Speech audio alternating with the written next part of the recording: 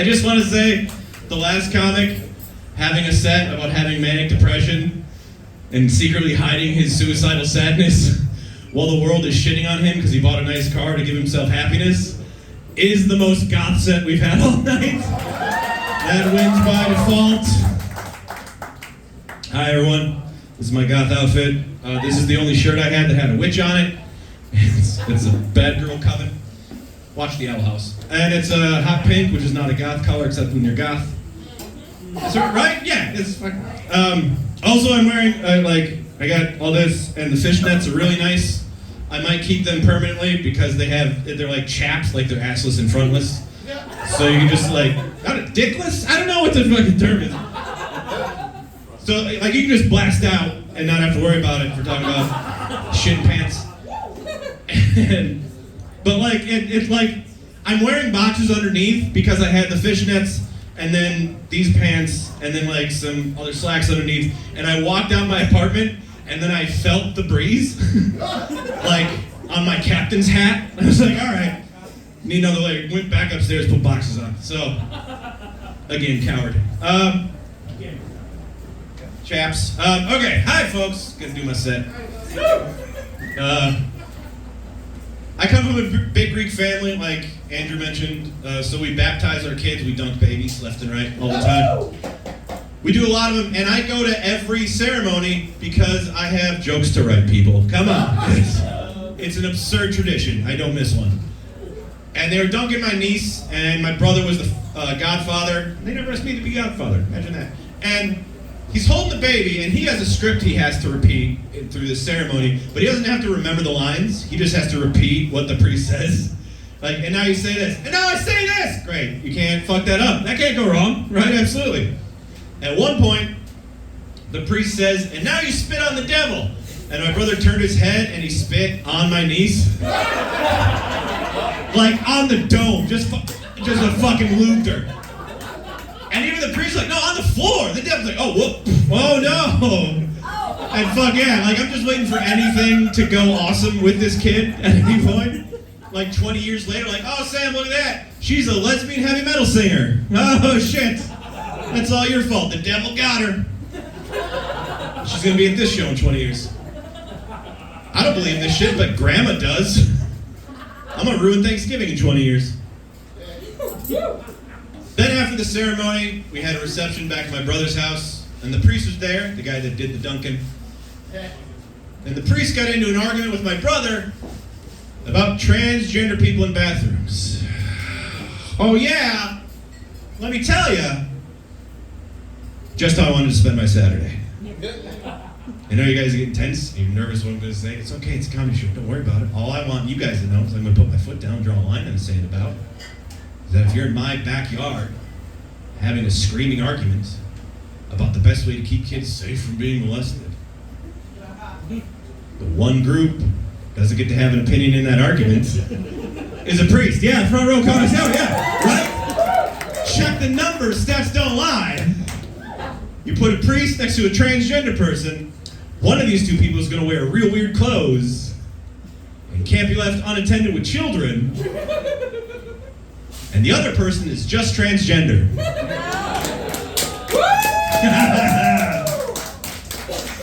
Everyone's always real nervous what a straight white dude gonna say about trans people. I know, I get it. It's okay, I have a library card, I'm a reader, it happens.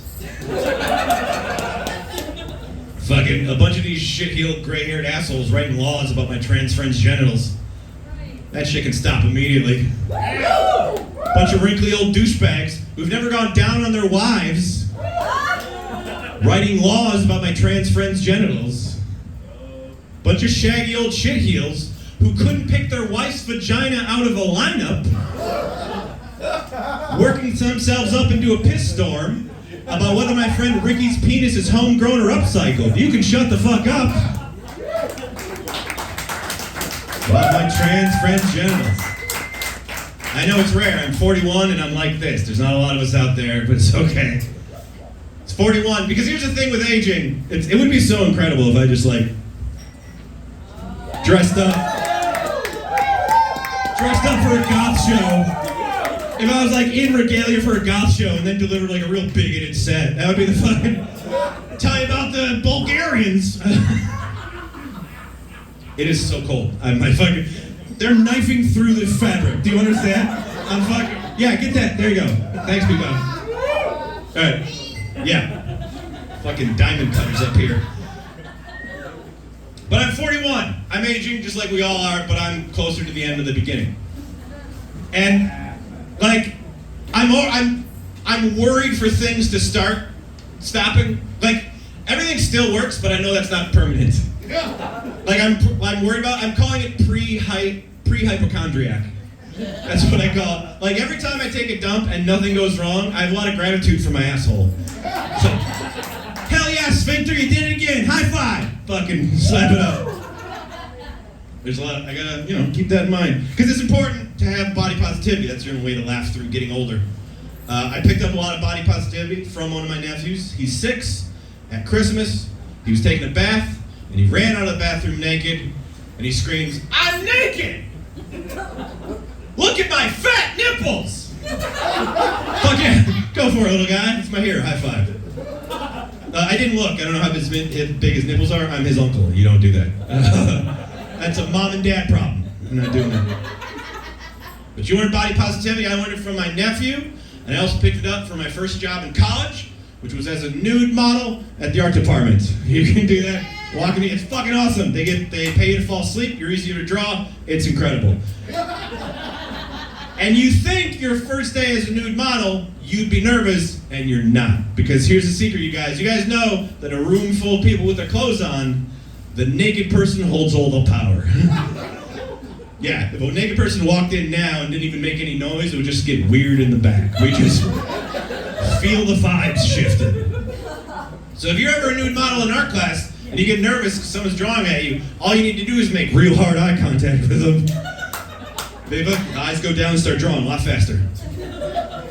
The other secret plan you can do is you can like lock in with somebody and just give them one of these, a little like one of them. You gotta do it fast so it's lizard lips. Because if you do it slow, it's sensuous, then it's weird.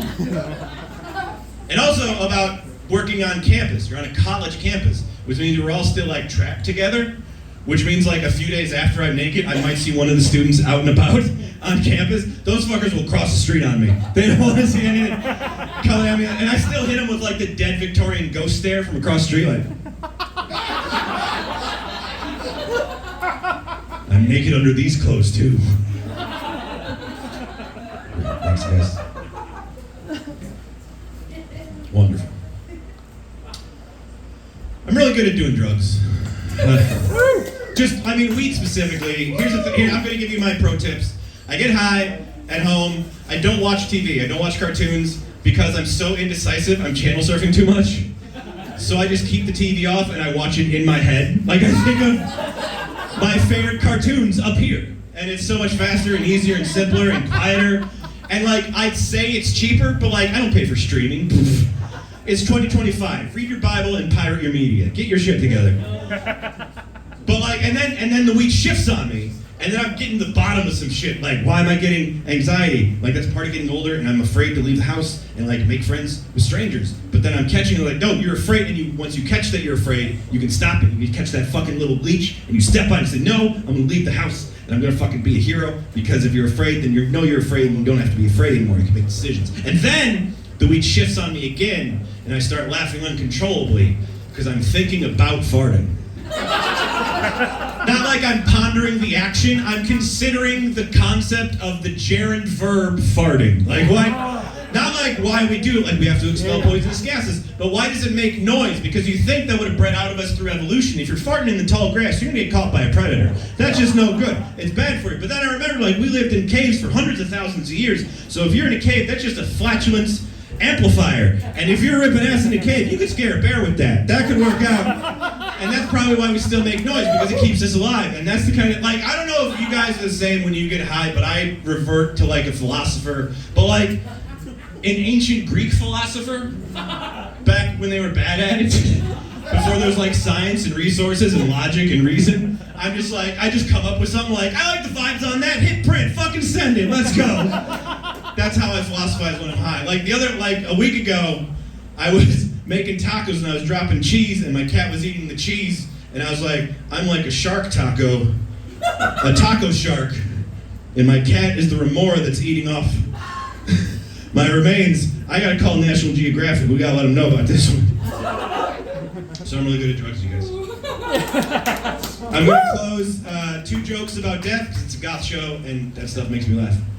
My dad was passing away from dementia, provably the funniest disease. And he's in, I know, right? It's my dad. And he's at hospice care, and like we know there's hours left. He's fading. And I'm the last one because I'm an insomniac, so I'm up at 11:30 with him. And then the service people come in. They come in and visit him every 2 hours. They give him painkillers, and they wipe him clean, and they change his clothes, and they change his bed sheets, and they lift him, and they wipe him, and they clean. They do him, they're top to bottom, the full diagnostic, right? And then they leave, and it's just me. And then in the silence, the first thought that crosses my mind, I think, that was the saddest NASCAR pit stop I've ever seen in my life. And then I start laughing uncontrollably. And that doesn't make me a good comedian, but it does mean I have to be a comedian. I either put this stuff out here or at Thanksgiving dinner. Do you know what I mean? It's the only place you can go. The other joke about a dead person. My friend, his wife died. Don't worry, it's gonna be funny. You guys know whose wife it is. Yeah, you do. And I'm watching my friend process his grief. And he's pulling himself out of his doldrums. He's leaving the house. He takes incredible photos of the picnic, of like the parks he goes to. Minneapolis has beautiful parks. And he's trying to remind himself that the world's beautiful. And he's going to restaurants he's never been before. And he's posting his food photos. And that's the only time you're allowed to do that, when your wife dies. Because it's wonderful. I'm watching him try to re-experience the world. And I'm also asking him about those restaurants. I need him to be my sad little canary. Let me know how it is. Is it good food? I mean, he's just very sad. But how is the food, man? Like, hey, bro, you should go process your grief over at the new barbecue place. It's what your wife would have wanted. All right, thinking about you, Devin Flip, Kolas, $1,000 Humans of the audience, give it up for Bill Kolas. Bill Kolas! Well, I didn't know you had that under there. Oh.